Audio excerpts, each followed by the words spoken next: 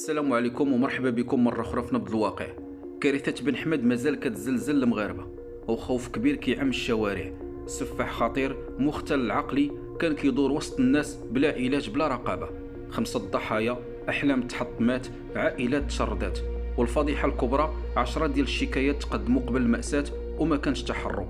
البرلمانية فاطمة تامني طرحت أسئلة نارية على وزير الداخلية ووزير الصحة. فين هي المستشفيات الخاصة بالمختلين؟ فين هي المراقبة؟ فين هي الرعاية النفسية؟ فين هي المراكز اللي تحمي المختلين وتحمي حتى المجتمع؟ فين هي خطط الدولة باش تحمي الناس من المختلين الخطيرين؟ واش غنبقاو ساكتين حتى توقع مآسي أخرى؟ كل نهار الحقيقة كتزاد توضح أكثر، واليوم الوضع ماشي غير خطير، راه كينبه لشي كارثة أكبر إلا ما تداركناش الأمور. حال الوقت للدولة باش تدير وقفة صارمة وتعطي للصحة النفسية القيمة اللي تستاهل. راه أرواح الناس ماشي لعب. بارطاجي الفيديو باش توصل الرسالة للجميع، وخليك ديما متبع معنا آخر التفاصيل في نبض الواقع.